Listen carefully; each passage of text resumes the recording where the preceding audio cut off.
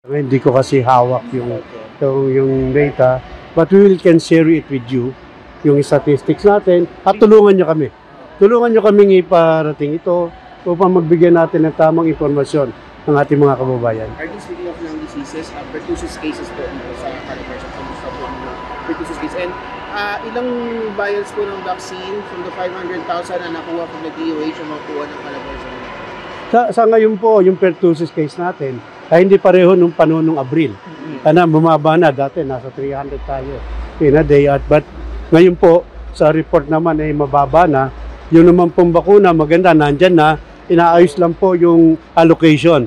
Kasi titingnan po kung saan pang lugar sa Pilipinas ang masigit na kailangan po mabigyan. Pero are these mas mataas na kaso ng pertussis dito sa Calabarzon? Saan nagkaroon ng parang outbreak yung ng pertussis po?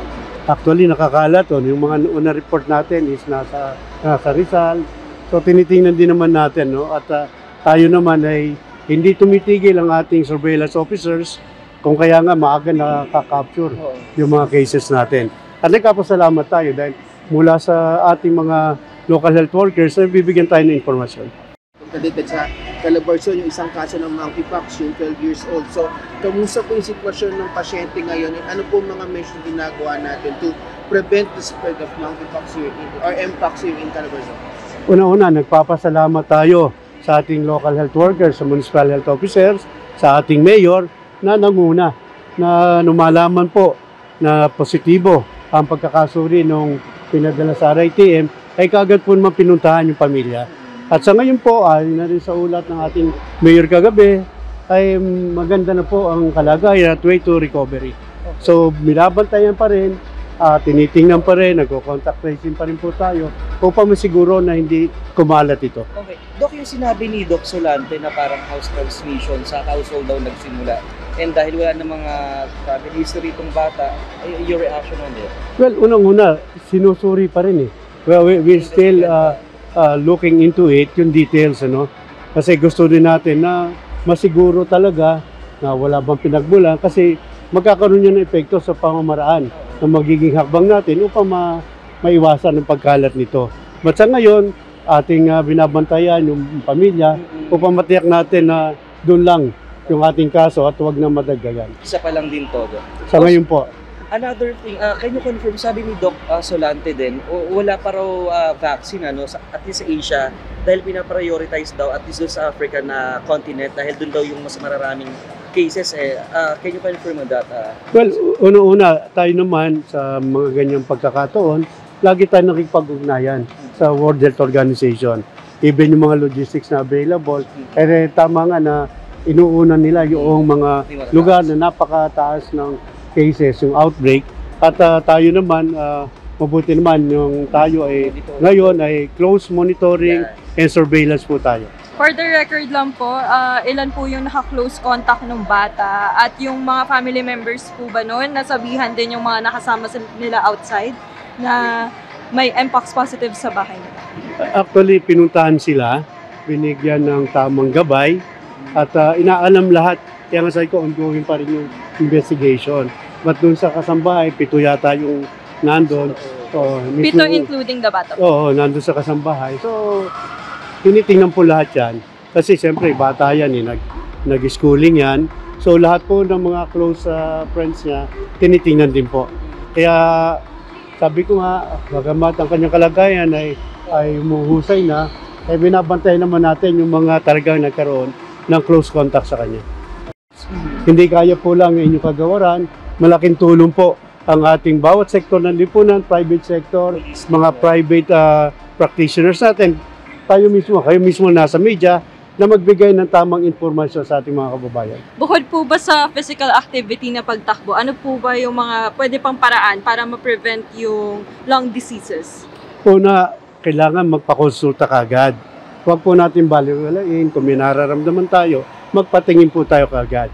At kung maaga pong matingnan at masuri na meron po talagang kailangang gamutan, ay huwag naman tayong titigil sa gitna ng ating paggagamutan upang matiyak po na lubos ang kanyang paggaling at hindi na po siya makahawa or mabalik din ang kanyang tunay na kalusugan. Ano po ba yung mga common symptoms ng may mga lung diseases para po alam nila kung kailan sila dapat magpa-check up?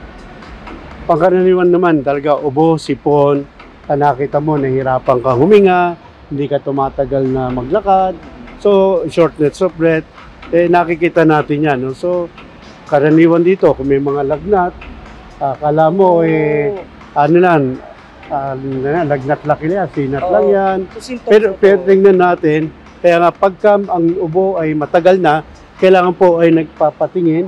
At tayo po naman, lahat po na yan ay available sa ating mga health center.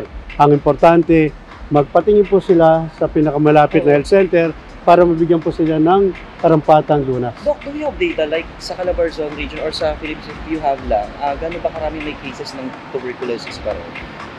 Sa ngayon kasi mataas pa rin. Tulad na nabanggit mo kanina, ang parang 7% of sa global natin sa atin nakikita natin na yung pa rin ang cases ay mga TB. So maraming figure ito, Doc. Hindi ko lang hawak yung buong data.